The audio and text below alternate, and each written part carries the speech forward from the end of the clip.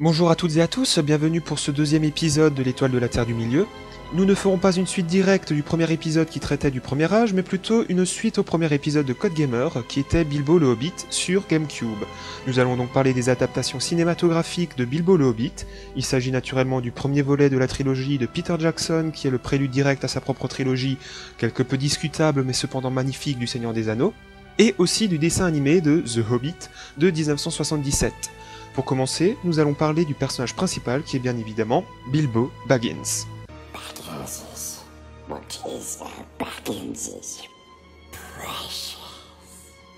Et bien justement, commençons. Bilbo est donc né en l'an 2890 du troisième âge du soleil.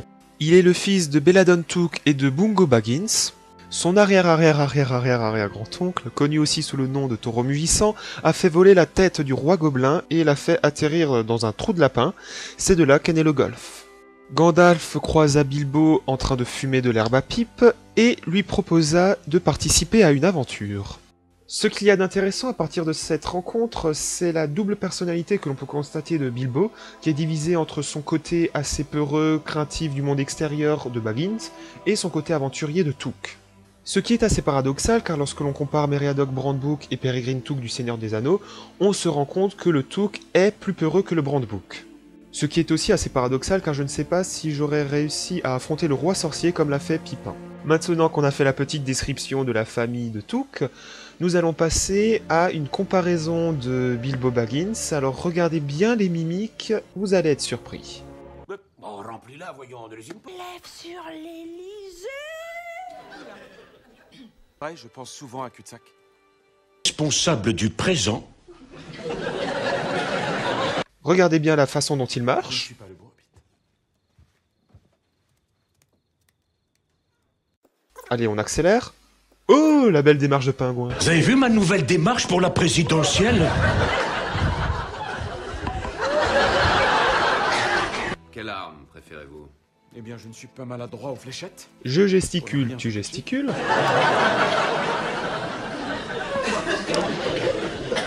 Cette carte vitale. Ça vous a plu? Eh ben on va faire mieux. On va donc passer au dessin animé où l'on remarquera que Bilbo est représenté par un gros bonhomme avec des dents de lapin. Oh, t'as un problème avec les dents de lapin, connard! Qu'est-ce que ça peut te foutre? Nonobstant ce petit désagrément, nous allons passer à la suite. Pendant la bataille des 5 armées, Bilbo sera assommé par un gros caillou qui lui sera tombé sur la tête. Je veux pas plutôt dire qu'il s'est caché avec l'aide de son anneau pendant la bataille? Bon, il n'y a pas que les événements qui paraissent bizarres dans ce dessin animé, mais également le design des personnages qui laisse un peu à désirer. Comme par exemple Smaug, que vous voyez, qui est un peu le résultat d'un croisement entre une chauve-souris, un chat et un loup, et qui a la suprême capacité de pouvoir avoir des phares à la place des yeux. Voilà. Merci pour ce petit commentaire. Y'a pas de quoi, bro! Nous allons maintenant passer à un autre personnage qui est très apprécié de l'univers de Tolkien, il s'agit de Gollum. Il était autrefois un hobbit du nom de Sméagol et vivait dans la vallée de l'Anduin. Alors qu'il pêchait avec son cousin Déagol, celui-ci trouva l'anneau unique. Il prétexta son anniversaire pour obtenir l'anneau, Déagol s'y refusa et mourut étranglé par son cousin. L'anneau donna à Gollum une vie extrêmement longue, mais le déforma physiquement. Voleur, saquet. Voleur. Je suis désolé, mais j'étais obligé de la placer. Notre cadeau d'anniversaire. L'acteur qui joue Gollum, à mon sens, est exceptionnel, il n'y a rien à en redire pour le film, mais on ne peut pas en dire autant pour le dessin animé.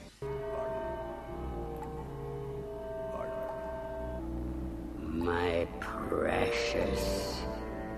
It is my precious. Bon, on va faire un petit arrêt sur image là, donc je ne sais pas si vous vous souvenez du toussement de Gollum dans le film. Voilà. Pour moi, c'est vraiment le toussement qui se rapproche le plus à la description du livre. Bon, bah maintenant, on va écouter celui du dessin animé. I've lost my dwarves, my wizard and my way. Allez, encore une fois.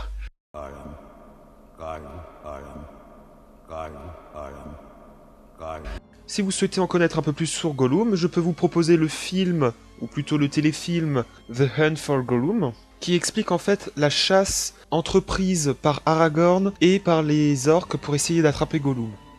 Lorsque je parlais du design assez médiocre du dessin animé, je vous laisse profiter de quelques screenshots que j'ai fait du film, comme par exemple les elfes, qui sont censés être des personnages merveilleux, qui là ressemblent plus à des zombies qu'autre chose, les araignées qui ont des espèces de barbes, on ne sait pas trop pourquoi d'ailleurs, mais bon, il n'y a pas que eux qui sont mal faits.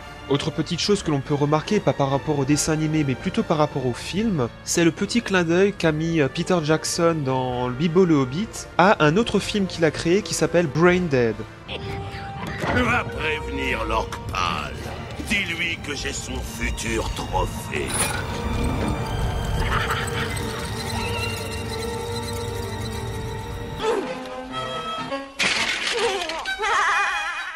Autre personnage très apprécié du Seigneur des Anneaux, Gandalf, qui dans le dessin animé ne ressemble quasiment à rien, et qui ressemble plus à un ennemi qu'autre chose. Enough. I am Gandalf, and Gandalf means me. Toujours avec Gandalf, voici le plus gros what the fuck du film. Que va-t-il faire maintenant, le magicien?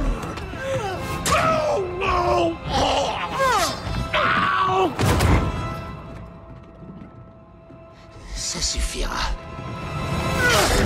Maintenant, nous allons passer aux nains qui, dans le dessin animé, arrivent tous en même temps, alors que normalement ils sont censés arriver les uns après les autres, quasiment, mais qui ressemblent quand même déjà plus à ce qui est décrit dans le livre par rapport au film. Mais bon, Peter Jackson s'est déjà expliqué quant au physique des nains.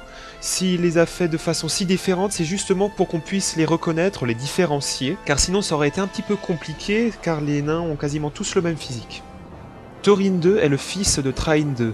Il naît en 2790 du Troisième Âge et fut un roi du peuple de Durin. Suite à la menace de Smaug, il dut fuir Erebor avec son grand-père et son père ainsi que son peuple. Il se distingua lors de la bataille d'Azanulbizar en 2799 du Troisième Âge. C'est là qu'il affronta Azog, démuni de bouclier, il prit alors une simple branche de chêne pour se protéger, d'où son nom, écu de chêne. Il fut aussi le chef de la compagnie dans Bilbo le Hobbit et mourut en l'an 2941, à l'âge de 195 ans, juste après la bataille des 5 armées.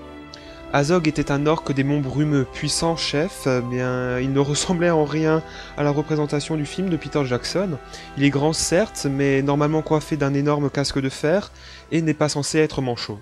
C'est lui qui est à l'origine de la guerre entre les nains et les orques dans les monts brumeux.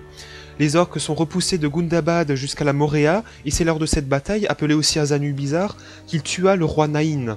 Il tente de fuir après avoir perdu la bataille, mais est rattrapé par Dain qui le décapita en 2799, soit à peu près 100 ans avant la naissance de Bilbo.